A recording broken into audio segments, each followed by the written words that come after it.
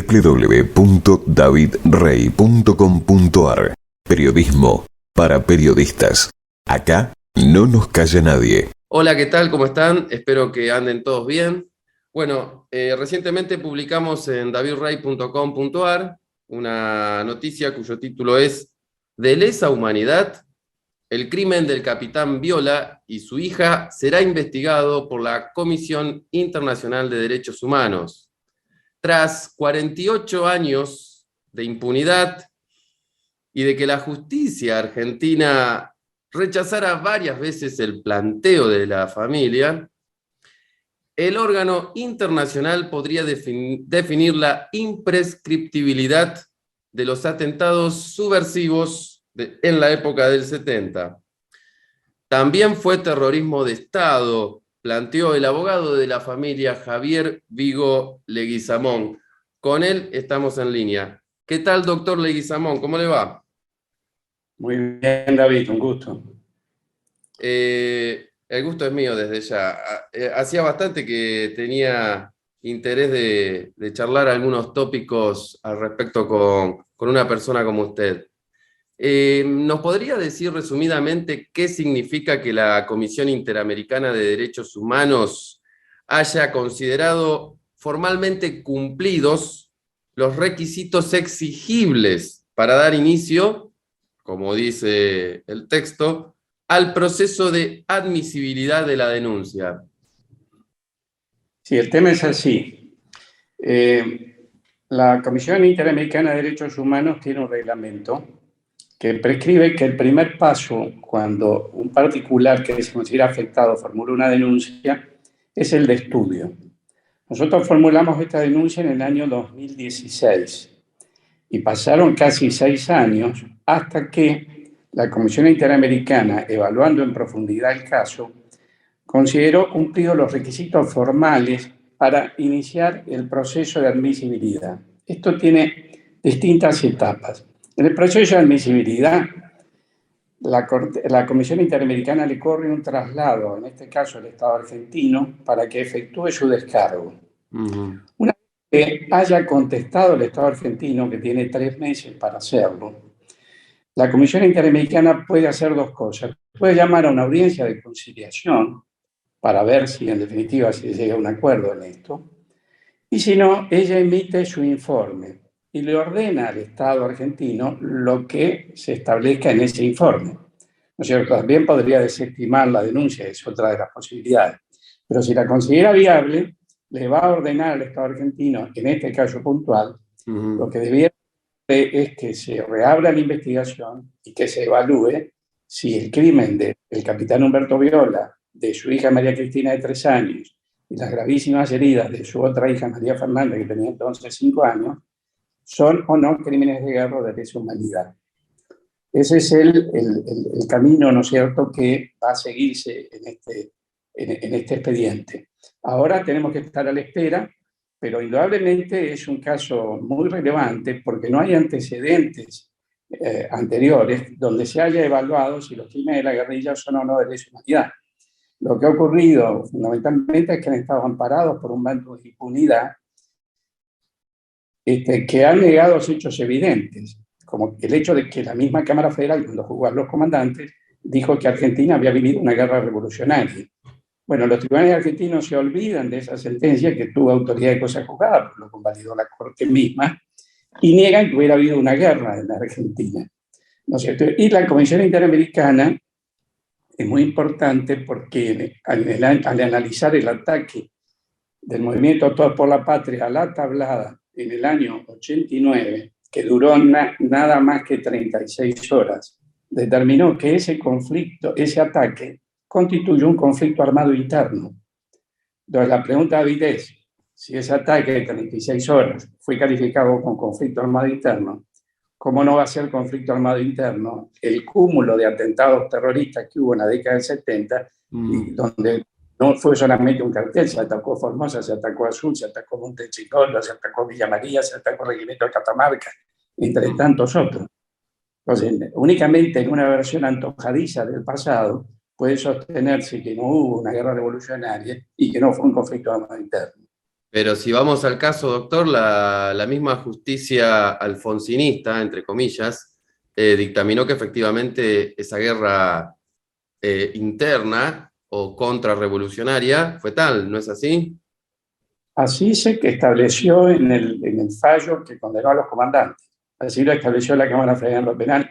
Dicen más, dice que dijo en esa sentencia que me dio una necesidad terribilísima, que hubiera permitido aplicar la pena de muerte, pero a través, lógicamente, de los juicios sumarios.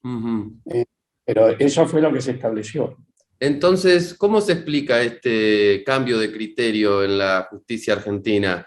Por un lado dice que efectivamente, y lo dijo para juzgar y condenar a los comandantes, que efectivamente hubo una guerra interna en la época del 70, pero seguidamente, en años más recientes, niega lo mismo en función de indultar, si se quiere, a los miembros de las organizaciones armadas. ¿Cómo se explica ese cambio de criterio de la justicia, nada menos?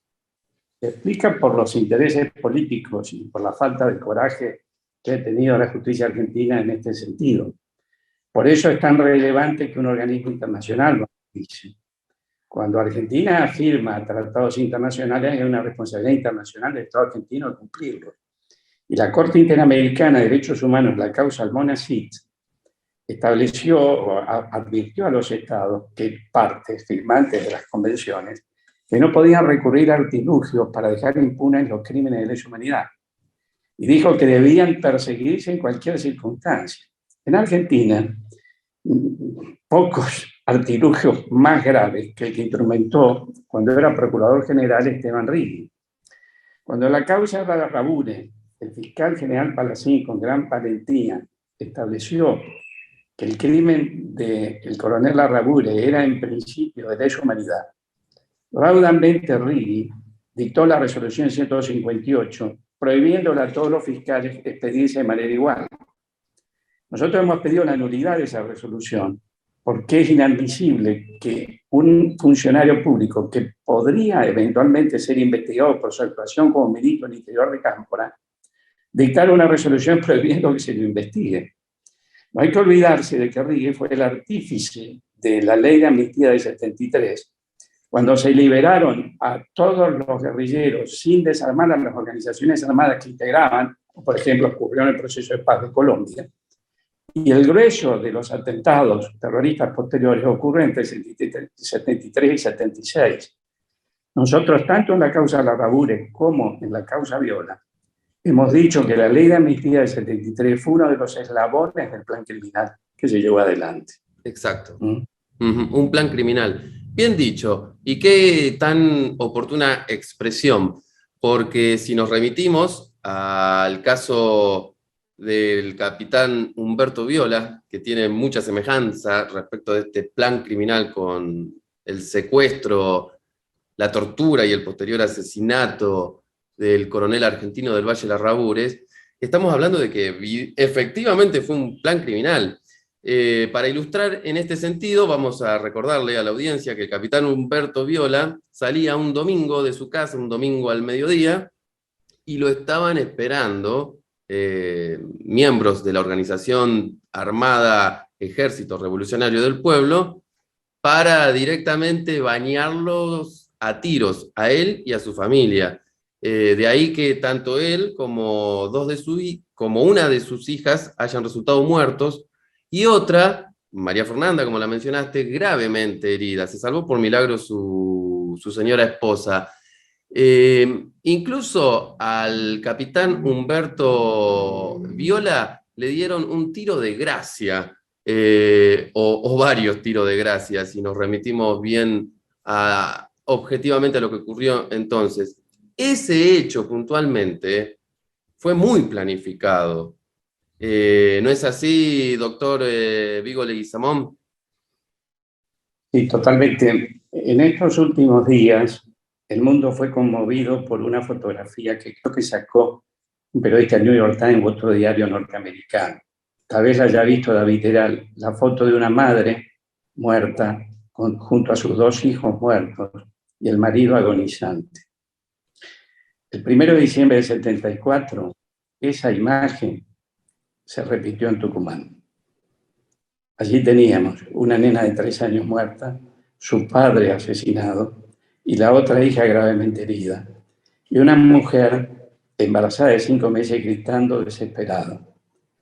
Mavi Picón de Viola, que murió el año pasado, supo contarme que nunca pudo olvidar la mirada sádica del terrorista que le dirigió antes de disparar a la cabeza de su marido. Sin embargo, nunca albergó odio, siempre estuvo en búsqueda de una reconciliación entre las distintas partes, porque la verdad que en la década del 70 hubo horrores de los distintos lados. Lo que pasa es que se han juzgado a un solo sector. Pero la imagen es elocuente, es decir, en todos los diarios y todos los analistas internacionales no dudaban en calificar de crimen de guerra lo que había ocurrido en la ciudad de Irpin, donde se dio este tema que mencionaba. Bueno, lo mismo fue un crimen de guerra, lo de Viola. Excelente. Exactamente. Exacto. Bien, vayamos a los autores de este atentado innegablemente terrorista, por más que a muchos no les guste. Y ya usted nos va a explicar por qué es un atentado terrorista. Pero, ¿qué ha sido de los criminales, de estos asesinos, de estos fríos y cínicos asesinos que atacaron entonces, destruyéndola, a la familia Viola? Algunos habían sido condenados, como Carrizo, Paz, Villavicencio, Emperador, pero no cumplieron mucho tiempo su condena. En el año 89, en el pacto de alguna manera de Menem con los montoneros y con distintas organizaciones armadas, se los indultó. También es verdad que en aquel momento salieron indultados militares como Videla, etc. Pero el tema está que después se consideraron nulos los indultos exclusivamente de los militares, pero no de los guerrilleros, en otra muestra de parcialidad. Si eran nulos todos. ¿Es cierto que algunos de estos guerrilleros de entonces recibieron indemnizaciones? Sí. Sí, no únicamente recibieron indemnizaciones por haber estado detenidos durante unos años a disposición del Poder Ejecutivo, sino que también cuando declararon en la causa donde se investiga el operativo Independencia, fueron aplaudidos y victoriados. Eso es, por eso la pregunta que hemos dirigido a los jueces, tanto en la causa de Larrauri como la de Viola, hemos pedido que se detengan en ese momento de horror, que miren eso. Le hemos preguntado, ¿qué son estos seres para ustedes? ¿Seres con los mismos derechos humanos o meros objetos a aniquilar por la espalda? Yo he escuchado incluso a referentes que respeto, como Graciela Fernández Mejide, alegar que únicamente los derechos humanos los puede violar el Estado. No sé dónde surge eso. La Convención Americana de Derechos Humanos no dice que únicamente tienen derechos humanos aquellos que son afectados por el Estado. Todos tenemos derechos humanos. Es muy antojadizo eso, no tiene basamento. No tiene, claro, bueno, pero se repite como una cantinela permanentemente. Exacto, lo han impuesto. Lo escuchan en muchísimos medios, ¿no es cierto?, dentro de este falso y maniqueo relato de la memoria. Los derechos humanos pueden violarlos todos, pero además nosotros hemos sostenido la causa. El terrorismo guerrillero fue de Estado, porque contó con el apoyo del Estado cubano, de Libia y del Estado argentino. Se esperó expresamente, le imputó a Videgain, que era el gobernador de la provincia de Buenos Aires, haber creado una guerrilla, haber facilitado el ataque de Azul. Y Julio Bárbaro, en el debate con Larraquí, que tuvo en Intratable, Julio Bárbaro había sido diputado en aquel entonces, había estado cerca no participando, pero cerca de mucha gente que militaba en la guerrilla, reconoció que Videgain, desde el poder, creó una guerrilla que salió a matar en su nombre. ¿Qué hace diferente a este caso del coronel Humberto Viola al del del capitán Humberto Viola, al del coronel argentino del Valle Larrabure, donde en su momento también se peticionó que sus delincuentes sean denominados criminales de lesa humanidad. ¿Qué expectativas hay ahora que lamentablemente se disiparon con el caso de Larrabure? A ver, la analogía es que tanto el capitán Viola como el coronel Larrabure, en este caso, porque no estaban en combate en el momento en que ocurran los hechos, Además, son equipos civiles. Eso dice la jurisprudencia y la doctrina internacional y la legislación internacional. La diferencia está que en este caso además hubo 2 niñas, es decir, que resultaron afectadas. Quiere decir que es mayor incluso todavía la aplicación de esa legislación, jurisprudencia y doctrina internacional.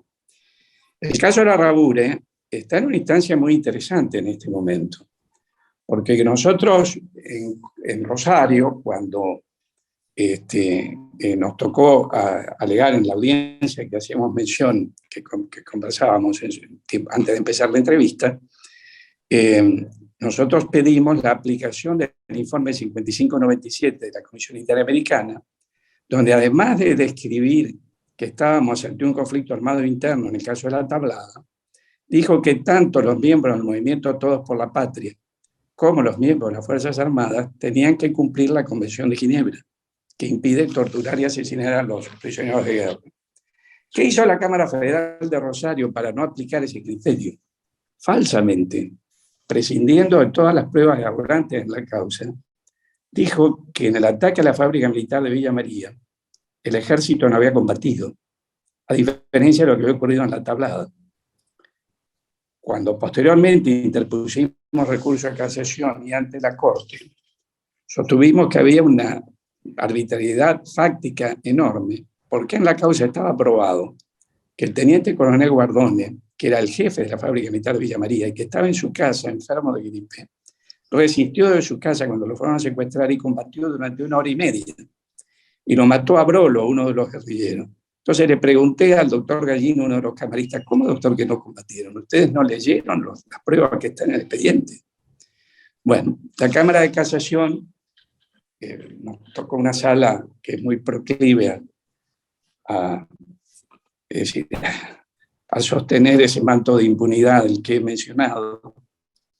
Lo rechazó formalmente al recurso y fuimos a la Corte.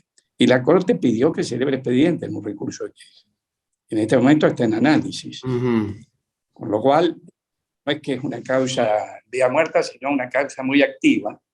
¿Tiene pensado la familia Larrabure peticionar también a la comisión, llegar a la Comisión Interamericana de Derechos Humanos por este tema? Sin ninguna duda. Sin ninguna duda. Pero confiamos que antes la justicia argentina haga efectivamente justicia en esta causa, porque no es neutro este pronunciamiento de la Comisión Interamericana para la Corte. Yo pienso que va a prestar atención, ¿no?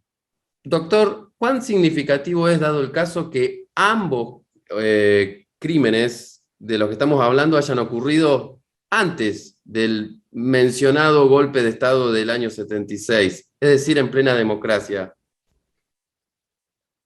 Es muy significativo, porque demuele el falso relato de la memoria, que dicen que combatían por una democracia. ¿Cuál era la dictadura entre el 1 de diciembre del 74? Perón había muerto en julio, gobernaba Isabelita. No había ninguna dictadura. ¿Contra qué combatían entonces? Que luchaban para imponer un régimen marxista y lo escribieron a eso. Está en todas sus partes de guerra, está en todas sus declaraciones. Ellos querían hacer un golpe de Estado, ¿no es cierto? Sí, los montoneros decían cuanto peor, mejor. Y el ERP, ni bien asumió Cámpora, siguieron con las armas. Y ni bien ganó Perón. Perón había ganado en septiembre del 73 por el 62% de los votos, y 2 días después lo matan a Rucci para quebrar la voluntad de Perón. En la causa de Larrabure hay declaraciones de enorme trascendencia del ex edecán de Perón, Carlos Corral, de Julio Bárbaro, del ex médico de Perón en Gaspar Campos, Pedro Costa, Bueno, entre otros, ¿no es cierto? Y ha quedado plenamente acreditado. Bien, Incluso la visión que Perón tenía en los últimos tiempos antes de morir. Perón estaba convencido de que en Ezeiza lo habían querido matar. miércoles. ¿Cómo podríamos explicar qué es el terrorismo de Estado? ¿Es acaso un concepto jurídico?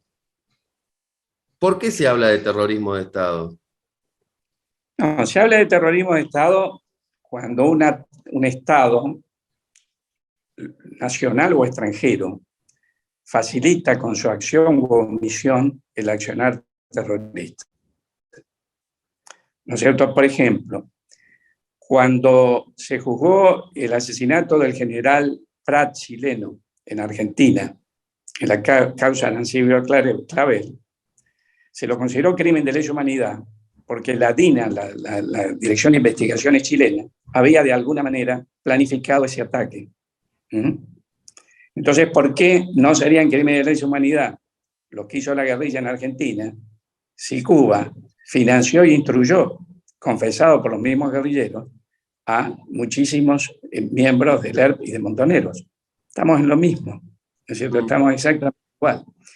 Y en el Estado argentino, es decir, si usted libera a todos los guerrilleros que habían sido juzgados por la Cámara Federal en lo penal, respetando la ley y respetando su vida, usted los libera sin desarmar a las organizaciones armadas, usted está facilitando con su acción y omisión el accionar terrorista. Detenerse en las crónicas. Nosotros en la denuncia de Viola hemos transcrito lo que dijeron los diputados, por ejemplo, en el debate. Héctor Sandler, Horacio Sueldo, dijo: cuando nosotros nos preguntan si estamos por la revolución pacífica o violenta, nuestra sencilla respuesta es: estamos por la revolución. Lo demás es método variable, adaptable a la coyuntura de la historia. La violencia puede ser condenable o puede ser magnífica. Palabras más, palabras menos. Doctor, para finalizar entonces, ya por lo menos remitiéndome a la noticia escrita, usted ha dicho que los guerrilleros también cometieron terrorismo de Estado. Entonces, usted en sus fueros internos abona la idea de que las Fuerzas Armadas Argentinas y de seguridad efectivamente también entonces cometieron terrorismo de Estado? ¿Por qué? A ver, si nosotros, lo que yo digo es que si hay una doctrina en Argentina que lo ha considerado tal, hay que aplicarla para todos. Lo que personalmente pienso es que en Argentina se libró una guerra revolucionaria donde todas las partes cometieron, propiciaba un diálogo de reconciliación entre Videla y Firmini, y los dos lo aceptaron. En su epílogo hay un documento donde yo hablo de 4 responsabilidades. Siempre critiqué la teoría de los 2 demonios, no por amplia, sino por exigua. Para mí hubo 4 demonios: los guerrilleros, los militares, los políticos que destruyeron el sistema legal, como acabo de mencionar, y los educadores que predicaron la mística de los 1000 Vietnam, es decir, y insuflaron en la mente de los jóvenes que tomaron las armas. Argentina, David, tenía entonces 4% de pobreza. En ese marco, es decir, generaron toda esa mística demencial. Y esa lógica de violencia no se ha extirpado. Mi lucha histórica por esto ha sido para extirpar la lógica de violencia. Yo creo que este pasado se sana en un diálogo de reconciliación que haga un juicio histórico riguroso de este pasado. Y si la decisión es juzgar, que se juzgue a todos. Pero contemos la verdad, contemos toda la verdad. Los responsables ocultos del drama, los políticos, ninguno se ha arrepentido de lo que ocurrió. Los sectores culturales tampoco. Hay un libro maravilloso de Pablo Giussani, que era un hombre que venía de la izquierda, Montoneros, la soberbia armada, que se lo dedica a Adriana, una chica que a los 15 años murió cuando iba a poner una bomba en una comisaría, le explotó en las manos. Y Giussani preguntaba: ¿quién la programó?